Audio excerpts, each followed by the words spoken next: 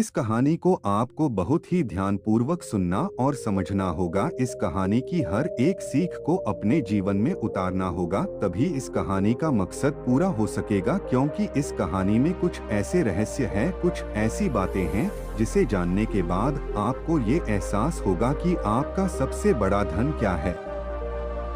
आपका सबसे बड़ा ऐश्वर्य हमारा स्वास्थ्य ही है। तो चलिए कहानी शुरू करते हैं।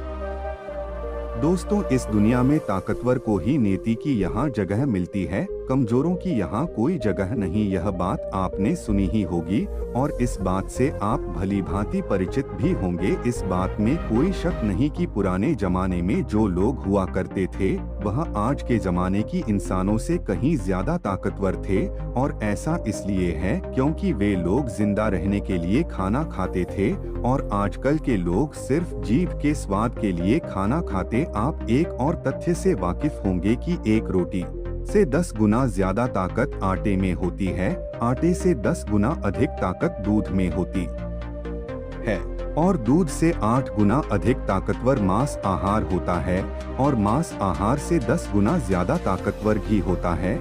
लेकिन यदि आप आज के समय पर देखेंगे, यदि किसी व्यक्ति को घी खाने के लिए दिया जाए तो वो ज्यादा से ज्यादा 1 चम्मच ही उसका सेवन कर सकता है, उसके ऊपर वो नहीं खा पाएगा। लेकिन यदि हम पुराने जमाने के इंसानों की बात करें तो उस समय पर घी उनका सर्वश्रेष्ठ भोजन होता था। आपने महाराणा प्रताप के बारे में तो सुना ही होगा। वो जितना वजन लेकर युद्ध भूमि पर लड़ते थे, उतना वजन तो आज के 4 आदमी भी उठा नहीं पाएंगे। इसीलिए कहा जाता है कि तब के जमाने के लोग सचमुच जीवन जीते थे और आज के लोग तो केवल जबरदस्ती इस जीवन को जी रहे हैं। बहुत समय पहले की बात है, एक छोटा सा राज्य था। उस राज्य का राजा बहुत दयालु था और वहाँ की सेना भी बहुत पराक्रमी थी। उस सेना में एक ऐसा व्यक्ति भी था जो अत्यधिक पराक्रम था और वह उस राज्य का सर्वश्रेष्ठ योद्धा था। वो इतना ताकतवर था कि एक साथ वो 50 लोगों को भी परास्त कर सकता था और राजा उसके इस पराक्रम से हमेशा बहुत खुश रहते थे। जब भी उससे कोई युद्ध करने जाता तो वो पहले 100 बार सोचा करता कि क्या उसे युद्ध करना आसान है, क्या उसे हराना आसान है। हर कोई जानता था कि वो बहुत शूरवीर है, बहुत ताकतवर है, इसलिए उसे हराना लगभग असंभव था। अपने राजा के लिए हमेशा तत्पर रहता, अपने राज्य के राजा के लिए, अपनी प्रजा के लिए जो कुछ उसे अच्छा होता वह उसे अवश्य करता। एक बार की बात है, वह शूरवीर योद्धा अपना पराक्रम दिखा रहा था। उसी वक्त उसके दोनों पुत्र वहां पर आए हुए थे। राजा ने उसके दोनों पुत्रों को देखा और राजा के मन में ये लालसा जगी, आने वाले समय में हमारे राज्य के लिए इनमें से सबसे सर्वश्रेष्ठ योद्धा कौन होगा, हमारे राज्य के लिए योग कौन होगा।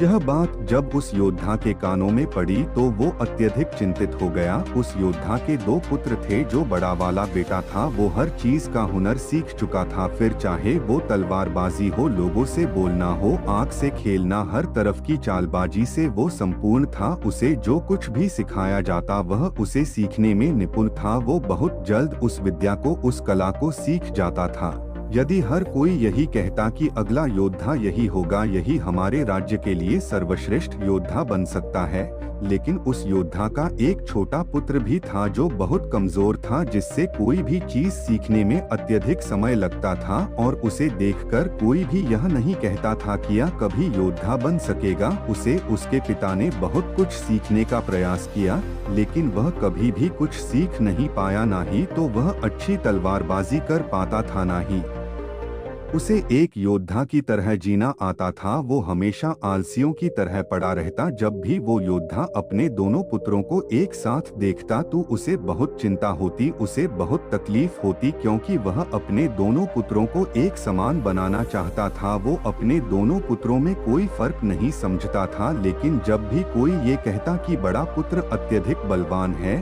शूरवीर है, वह एक योद्धा जरूर बनेगा, और जब वहीं पर छोटे बच्चे के लिए कोई ये कहता ये तो कमजोर है, आलसी है, ये भला क्या कर पाएगा, यह सुन उस योद्धा को बहुत तकलीफ होती, बहुत दुख होता। लेकिन वो योद्धा यह जानता था कि इसमें उसके छोटे बेटे की कोई गलती नहीं है, उसका व्यवहार दूसरों से अलग है और ये दूसरों से थोड़ा कमजोर है, लेकिन इससे कुछ बातों का ध्यान रखना होगा, तभी ये दूसरों के साथ पराक्रमी बन सकता है, दूसरों जैसा तलवारबाज बन सकता है, दूसरों जैसा सर्वश्रेष्ठ योद्धा भी बन सकता है।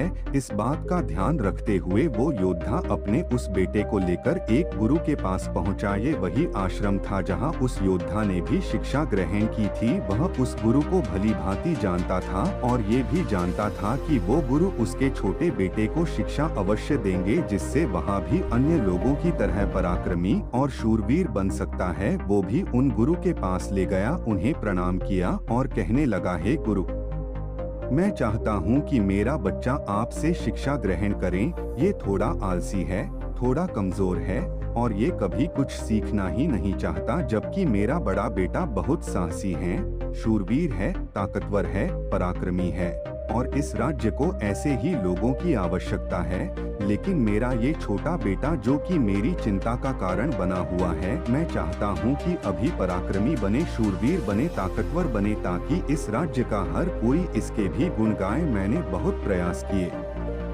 मैंने कई तरह के उपाय भी किए ताकि अपने जीवन में कुछ कर सके, कुछ सीख सकें, लेकिन ये कभी कुछ सीखना ही नहीं चाहता। मैं चाहता हूँ कि मेरे दोनों पुत्र एक बराबर, किसी में कोई कमी ना, इन दोनों को एक बराबर अधिकार मिले, लेकिन यह अपने आलस के कारण, अपनी कमजोरी के कारण हमेशा पीछे रह जाता है। मैंने इसे कई बार समझाया, लेकिन यह है कि मेरी बातों को मानता ही नहीं। मैं अपने दोनों बेटों में कोई भेदभाव नहीं रखना चाहता, मैं दोनों को एक बराबर बनाना चाहता हूँ। उस योद्धा की ये सारी बातें सुनकर वह गुरु उस योद्धा से कहते हैं, मैं जानता हूँ तुम्हारे पुत्र को क्या तकलीफ है, मैं इसे वैसा ही बना दूंगा जैसा तुम चाहते हो, लेकिन इसके लिए तुम्हें इसे कुछ दिन के लिए मेरे पास यहाँ पर आश्रम में छोड़ना होगा।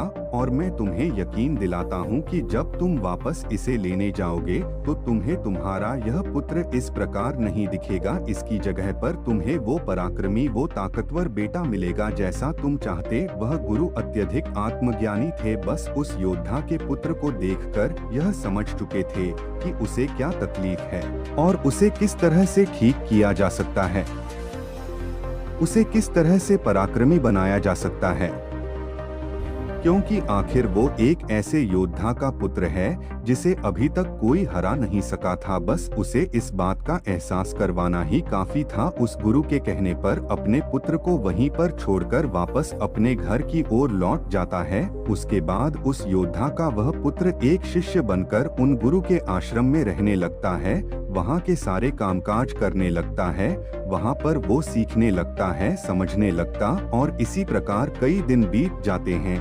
और एक दिन सही समय आने पर वह गुरु उस योद्धा के पुत्र से कहते हैं, चलो आज मैं तुम्हें कुछ दिखाना चाहता हूँ। इतना कहकर वह गुरु उस योद्धा के पुत्र का हाथ पकड़ लेते और उसे लेकर एक पहाड़ी की ओर ऊपर की ओर बढ़ चलते। उस पहाड़ी के ऊपरी छोर पर ले जाकर वह गुरु उस पुत्र से कहते हैं, आज मैं तुम्हें कुछ सिखाने वाला हूँ पुत्र, तुम्हें ध्यान से सीखना होगा, क्योंकि यदि तुमने आज ये बात नहीं सीखी तो तुम अपने जीवन भर कुछ नहीं कर पाओगे, कुछ नहीं सीख पाओगे और हमेशा लोग तुम्हें कमजोर और असहाय समझेंगे और उसी दृष्टि से तुम्हें देखा जाएगा। धीरे धीरे कई दिन बीत चुके हैं और अब तुम्हारे घर जाने का वक्त भी करीब आ चुका है, इसलिए आज मैं तुम्हें यहाँ पर लेकर आया हूँ ताकि मैं तुम्हें सिखा सकूँ, यह समझा सकूँ कि तुम इस धरती पर क्यों आए, तुम्हारे आने का क्या कारण है। इतना कहकर वो गुरु उस पुत्र को ऊपर की ओर इशारा करते हुए कहते हैं, ऊपर ध्यान से देखो उस चील को। उस चील ने अपने पंजों में अपना नवजात शिशु रखा हुआ है। वह चील ऊपर की ओर बढ़ती चली जा रही थी, इतनी ऊंची जाती कि बादलों को चीरकर ऊपर बढ़ती ही चली जाती और वहां पर जाकर वो अपने बच्चे को छोड़ दे। यदि वो छोटा सा बच्चा डर गया, उसे यह समझ नहीं आ रहा था क्या आखिर उस चील ने अपने ही बच्चे को इस तरह से नीचे क्यों फेंक दिया। गुरु और शिष्य दोनों इस दृश्य को बड़े ही ध्यानपूर्वक देख रहे थे। जैसे ही उस चील ने अपने उस बच्चे को नीचे की ओर छोड़ा, वो बच्चा तेजी से एक पत्थर की भांति नीचे की ओर गिरता चला जा रहा था और वह जब तेजी से नीचे आने लगा तो उसने कई बार कोशिश की, कई बार प्रयास किए कि वो अपने पंखों को खोल सके, फड़फड़ा सके, जिससे वह हवा की उस रुख का फायदा ले सके, वह भी उड़ सके। लेकिन उसके कई अथक प्रयास के बाद भी उसके पंख नहीं खुल पा रहे थे और वह एक पत्थर की भांति तेजी से नीचे गिरता चला जा रहा था। जैसे जैसे वो नीचे गिरता जा रहा था, उसकी माँ भी ठीक उसके पीछे ही थी। उसने ऊपर से अपने पंजे में फिर एक बार अपने उस बच्चे को पकड़ लिया। एक बार फिर वो चील अपने उस बच्चे को लेकर आकाश में ऊपर ऊंचाई की तरफ बढ़ती चली जाती है और फिर से वो ऊंचाई पर जाकर अपने बच्चे को ठीक उसी प्रकार छोड़ देती है। यह देख उस बच्चे को कुछ समझ नहीं आ रहा था कि आखिरी चील अपने बच्चे के साथ ऐसा क्यों कर रही है। यदि उसके बच्चे को कुछ हो गया तो फिर क्या होगा। चील लगातार इसी प्रक्रिया को दोहरा रही थी। गुरु अपने उस शिष्य का हाथ पकड़ते हुए बस पेड़ की ओर आगे बढ़े जहां पर वह चील रहा करती थी और उस जगह को दिखाते हुए वह गुरु उस पुत्र से कहते हैं कि इस जगह को ध्यान से देख लो। ठीक इसी जगह पर वह चील और उसका बच्चा इस पेड़ पर रहते हैं। तुमने एक बात और गौर की, इस पेड़ पर तुम्हें अनेकों फूल देखने को मिल रहे होंगे, लेकिन जहाँ पर ये चील और इसका बच्चा रहता है वहाँ पर तुम्हें एक भी फूल नजर नहीं आएंगे, क्योंकि फूल बड़े ही कोमल होते। और वह चील चाहती तो इन फूलों को अपने साथ जहाँ पर रहती है उसे रख सकती थी, लेकिन वह जानती है कि फूलों में रहकर उसका बच्चा एक पक्षी बनेगा, लेकिन जब वह कांटों वाले घोंसले में रहेगा तभी एक चील बन पाएगा। और एक चील के बच्चे को हर तरह की यातनाएं बचपन से ही सहनी पड़ती है ताकि वह अन्य पक्षियों की तरह कोमल ना बने, क्योंकि वह एक चील का पुत्र है और उसे चील की तरह अपना जीवन व्यतीत करना है।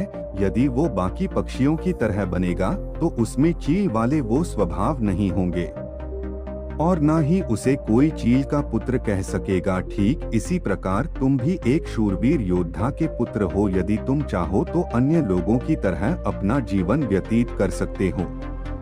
तुम फूलों का आनंद ले सकते हैं, लेकिन तुम एक योद्धा के पुत्र हो, इसलिए तुम्हें भी कांटों की राहों पर चलना ही होगा। इन कांटों की राह पर चलकर ही तुम अपने आप को मजबूत बना पाओगे, अपने आप को शूरवीर और पराक्रमी बना सकोगे। ठीक वैसा ही ये चील भी कर रही है।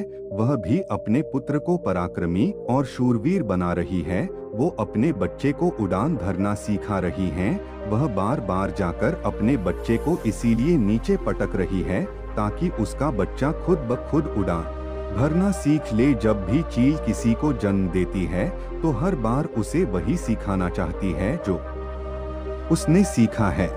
वह एक चील होने का उसे एहसास कराना चाहती है, किंतु यदि वही पुत्र किसी और पक्षी के घर पर जन्म लेता तो उसे इस तरह की यातनाएं ना सहनी पड़ती, उसे इस तरह से किसी भी क्रिया से ना गुजरना पड़ता। वह फूलों के घोंसले में रह सकता था, वह फूलों में पैदा होता और फूलों में ही खत्म हो जाता। लेकिन चील के बच्चे का एक नियम होता है, एक नियति होती है कि नियति उसे तभी जिंदा रखेगी जब वो पराक्रमी होगा, शूरवीर होगा और उसे वो सारे हुनर, वो सारे पराक्रम सीखने ही होंगे। ठीक उसी प्रकार तुम भी एक शूरवीर योद्धा के पुत्र, एक पराक्रमी योद्धा के पुत्र, इसलिए तुम्हें भी वह हुनर सीखना ही पड़ेगा। अन्यथा अन्य पक्षियों की तरह तुम भी अपने जीवन में कुछ नहीं कर पाओगे। तुम भी एक दिन फूलों में जीकर फूलों में ही मर जाओगे। ये सब देखकर वो पुत्र उन गुरु के चरणों में गिर पड़ा, उन्हें प्रणाम की और कहने लगा, हे गुरुदेव, मुझे अपनी गलती का एहसास हो चुका है। मुझे यह पता चल चुका है कि मैं एक शूरवीर योद्धा का पुत्र हूँ और मुझे अपना जीवन इसी तरह से जीना है। मुझे इस हुनर को सीखना ही होगा। इतना कहकर वह गुरु और शिष्य वापस आश्रम की ओर लौट जाते हैं। वहां पहुंचने के बाद वह गुरु अपने उस शिष्य से कहते हैं, मैं तुम्हें कुछ ऐसी बातें बताने जा रहा हूँ जिससे तुम्हें अपने जीवन में उतारना होगा। यदि तुम इन बातों को अपने जीवन में उतार लेते हो और इसे तुम्हें जीवन भर याद रखना होगा, जो कुछ तुमने अभी उस चील से सीखा है। वह तुम्हारे लिए एक ऐसी सीख है जिससे तुम्हें कभी नहीं भूलना चाहिए, लेकिन तुम एक चील नहीं हो और चील की बच्चों की तरह तुम इन ज्ञान को भी अर्जित नहीं कर सकते। आखिर तुम एक इंसान हो और तुम्हें इंसानों की तरह ही अपने शरीर को बनाना होगा। आज मैं तुम्हें कुछ बातें बताने जा रहा हूँ जो तुम्हें अपने घर जाकर करनी होगी, जिससे तुम एक पराक्रमी योद्धा बन सकोगे और अपने शरीर को स्वस्थ रख पाओगे। क्योंकि एक शूरवीर हमेशा अपने शरीर का ध्यान रखता है, वो हमेशा अपने शरीर को चुस्तीला और फुर्तीला बनाए रखता है, जिसके कारण वो कभी बीमार नहीं पड़ता। तुम्हें भी इस बात का ध्यानपूर्वक ध्यान रखना होगा। तुम्हें सुबह जल्दी उठना होगा। 6 से 8 घंटे की नींद तुम्हारे लिए महत्वपूर्ण है, इससे ज्यादा कभी मत सोना। सुबह जल्दी उठकर अपना जो हुनर है उसका अभ्यास करना। जिस प्रकार तुम्हारे पिता एक योद्धा हैं पर सुबह उठकर अपने सभी हुनरों का अभ्यास करते, ठीक उसी प्रकार तुम्हें भी सुबह उठकर अपने सभी हुनर का अभ्यास करना होगा। योगा प्राणायाम करना होगा, जिससे तुम्हारा शरीर पूरी तरह से स्वस्थ होगा और जितना तू अपने शरीर को स्वस्थ रखोगे उससे भी ज्यादा तुम अपने अंदर की शक्तियों को समर्थ बना पाओगे। और तुम्हें एक बात और याद रखनी होगी, जितना तुम्हें अपने ऊपरी शरीर का ध्यान रखना है उतना ही तुम्हें अपने भीतर के शरीर का भी ध्यान रखना है, अर्थात अपनी मानसिक शक्ति का भी तुम्हें ध्यान रखना होगा, इसे भी बढ़ाना होगा। और ये मानसिक शक्ति तुम्हें ध्यान से मिलेगी, इसलिए हमेशा ध्यान करना, हमेशा सुबह उठकर प्राणायाम करना, हमेशा सुबह उठकर योगा करना, यह तुम्हें मजबूती प्रदान करेंगे। और यदि इसके बाद भी तुम सुबह जल्दी नहीं उठ पाते, तुम इस आदत को नहीं अपना पाते, तो मेरा एक और सबक याद रखना। जिस दिन तुम उठने में लेट हो जाओ, अर्थात जितना समय तुम देरी से उठो अपने शरीर पर उतने ही कोड़े मरवाना। जब तुम यह क्रिया 4 से 5 दिन करोगे तो तुम खुद ही अपने आप में वो बदला देख पाओगे कि तुम अपने आप ही अपने समय पर उठना शुरू कर पाओगे। दूसरी बात जो तुम्हें हमेशा ध्यान रखनी है कि तुम्हें हमेशा स्वादिष्ट और स्वस्थ खाना ही खाना है। ऐसी चीजें कभी मत खाना जो तुम्हारे शरीर को नुकसान पहुंचाती है। हमेशा तुम स्वस्थ खाना ही खाना, जैसे हरी सब्जियां, फल, दूध, दही। तुम भोजन अपने शरीर के लिए करना, ना कि अपनी जीभ के लिए, ना ही स्वाद के लिए। अगली बात, वो गुरु अपने शिष्य से कहते हैं कि जब भी तुम्हारे मन में कोई चिंता हो, कोई ऐसा विषय हो जिसे लेकर तुम बहुत चिंतित हो, तो ऐसी बात अपने घर परिवार में अवश्य बताना। यदि तुम इन बातों को अपने मन में रखते हो तो ये बातें तुम्हें मन ही मन कमजोर बनाती चली जाएगी। ये चिंता तुम्हें अंदर ही अंदर खाती चली जाएगी और तुम खोखले होते चले जाओगे। और याद रखना, जब हमारा मन बीमार पड़ता है तो वो हमारे शरीर को भी बीमार कर देता है। इसलिए कोई भी बात कभी छुपाकर मत रखना, हर बात अपने घर वालों और अपने परिवार को अवश्य बताना। आगे वह गुरु अपने उस शिष्य से कहते हैं, हमेशा सकारात्मक सोच रखना, कभी भी नकारात्मक विचार अपने दिमाग में आने मत देना। सबके जीवन में उतार और चढ़ाव तो आते ही रहते हैं, सभी के जीवन में सुख और दुख लगा ही रहता है, कभी अच्छा तो कभी बुरा। जीवन इसी प्रकार चलता है।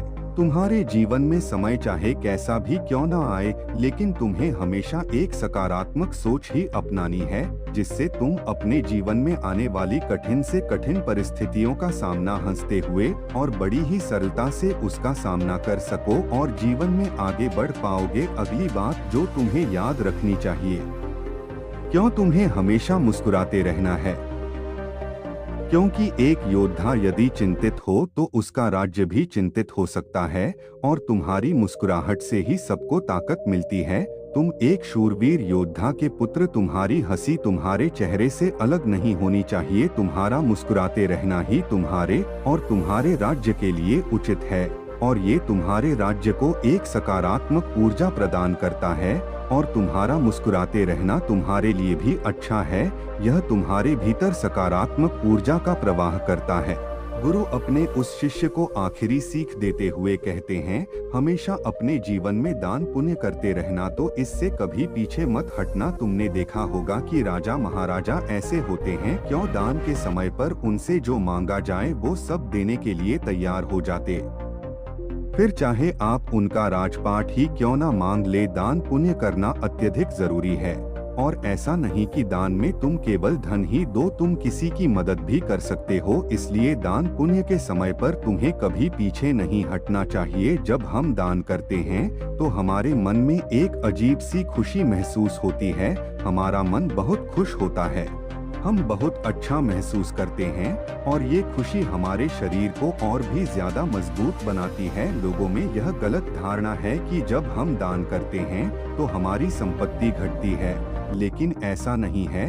जब हम दान करते हैं तो इससे हमारी संपत्ति घटती नहीं बल्कि बढ़ती चली जाती है। इसलिए दान करने से कभी पीछे मत हटना। जब भी तुम्हें मौका मिले, जैसा भी तुम्हें मौका मिले, तुम दान अवश्य करना। इतना कहकर गुरुवर शांत हो गए और शिष्य उन गुरु के चरणों में प्रणाम करके उनसे कहता है, हे गुरु, आपने जो मुझे शिक्षा दी है, ये शिक्षा मैं अपने जीवन भर याद रखूंगा, इसे मैं कभी भुला नहीं पाऊंगा। हे गुरु, अब मुझे आज्ञा दीजिए, मैं अपने घर जाना चाहता, अपने पिता की तरह एक पराक्रमी योद्धा बनना चाहता हूँ। इतना कहकर वह शांत हो जाता है और गुरु उसे आशीर्वाद देते हुए उस शिष्य को उसके घर जाने की आज्ञा प्रदान करते हैं। दोस्तों, उम्मीद है कि आपने आज की इस कहानी से जरूर कुछ ना कुछ सीखा होगा। तो आज की इस कहानी में आपने जो कुछ भी सीखा है, आप उसे अपने जीवन में जरूर उतारोगे, क्योंकि ये बातें आपका जीवन बदल कर रख देंगी। और अगर आपको ये कहानी थोड़ी सी भी अच्छी लगी हो तो इस कहानी को अपने दोस्तों के साथ शेयर करना ना भूलें। नमो बुद्धाय।